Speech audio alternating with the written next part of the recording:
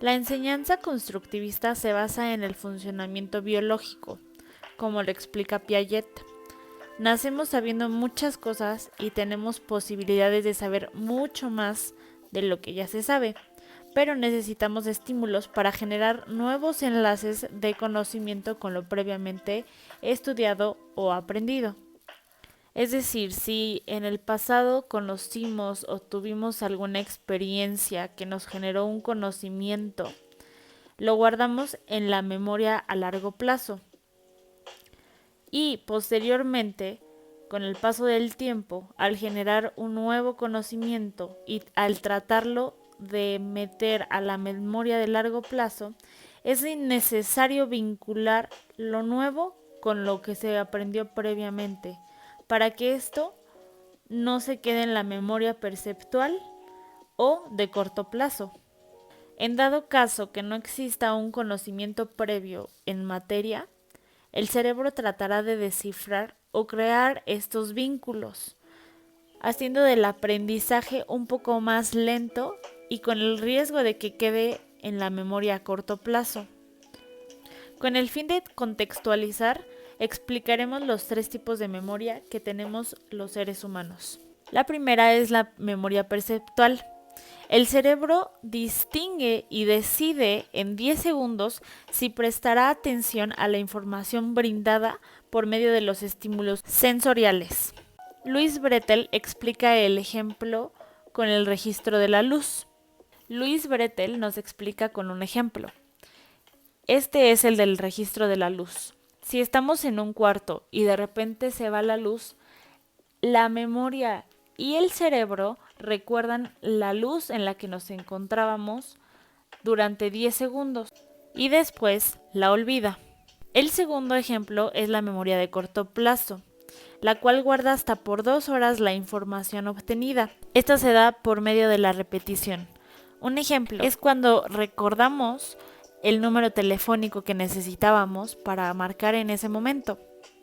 Lo repetimos y lo repetimos hasta que lo memorizamos. Pero si con el paso del tiempo y de las horas no lo utilizamos, será olvidado, debido por supuesto a la falta de uso.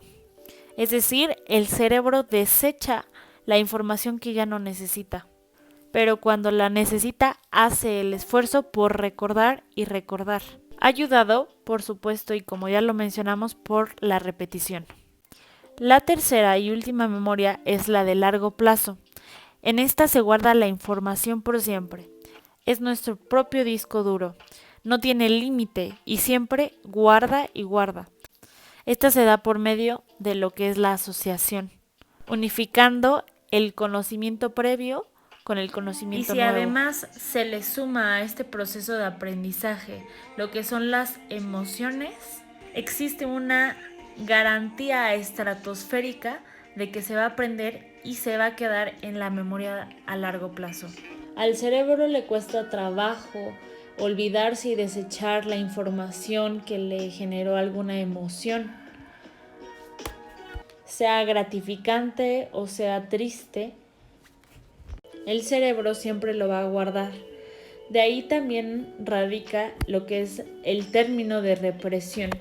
Es decir, hay recuerdos que generan sentimientos negativos y además un dolor emocional y espiritual al cual el cual no queremos volver a sentir y entonces el cerebro lo bloquea, pero no lo olvida.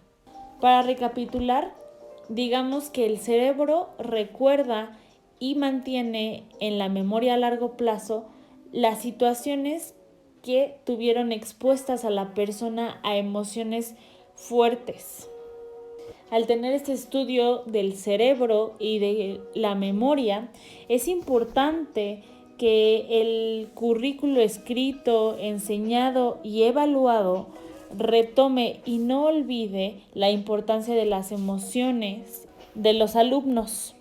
Si los contenidos, en lugar de ser aburridos y tediosos, estuvieran adecuados a sus intereses, a sus emociones y sus necesidades, el conocimiento se daría por sentado en la memoria a largo plazo.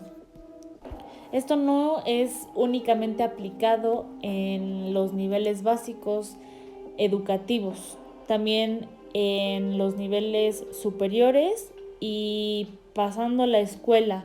Al dar una capacitación es importante retomar estos puntos. Nunca olvidemos que los niños en la primera infancia aprenden por medio de los estímulos, por medio del juego, y aprenden de una manera muy rápida, mucho más rápida de lo que lo hacen los adultos. Recordemos que la escuela debe de ser un centro de estímulos y no únicamente de transmisión del conocimiento.